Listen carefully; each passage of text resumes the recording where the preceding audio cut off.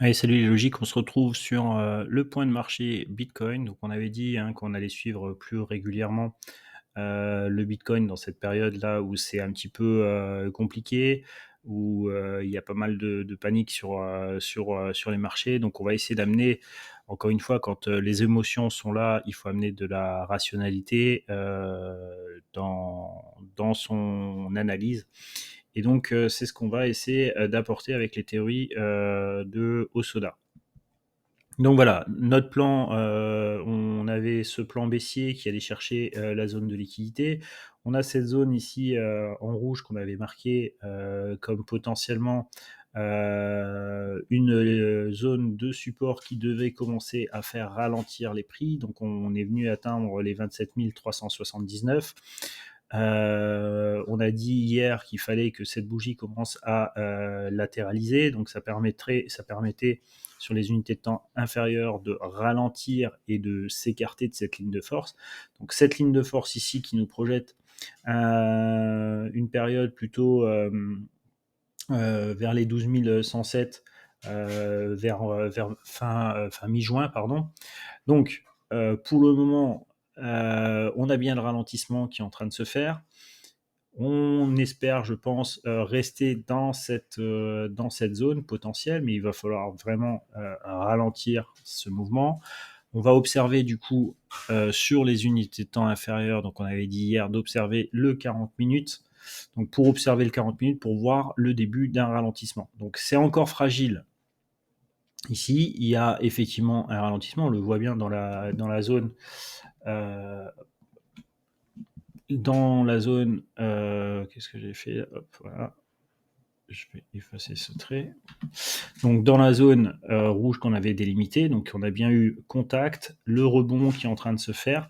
Maintenant, c'est pas encore gagné, d'accord? On voit bien ici qu'on est toujours en dessous du nuage. Les équilibres ici de Kijun et de Tenkan se sont bien mis à croiser, donc ça c'est plutôt positif. On voit les supports de Kijun-sen qui ont été touchés 2 fois, donc ça également c'est plutôt positif. On a une fluctuation, enfin une vague ici haussière qui a été faite et décorrélée par rapport à cette vague-là. Donc ça c'est aussi positif. Maintenant, si on regarde le reste du mouvement, eh bien, pour confirmer ce scénario de latéralisation, il va falloir ne pas faire de plus bas après le 13 mai 6h40. D'accord? Donc en gros, vous pouvez continuer, c'est pas un souci de faire des plus bas ici, même casser ces bas ici sans problème. Par contre, au niveau après 6h40, ce sera un peu plus compliqué. C'est-à-dire qu'il faudra éviter que le marché vienne rechercher des bas après cette période-là. Bien sûr, il faudra réétudier pour demain les recorrélations potentielles, mais en tout cas, à l'heure actuelle où je fais la vidéo, le plus important, c'est effectivement de ne plus faire de plus bas après 6h40. Ça sera quand même plutôt positif. Entre-temps, eh bien, il faudra faire attention ici à la baisse de la SSB qui, à partir de 19h20, eh bien, va injecter de nouveau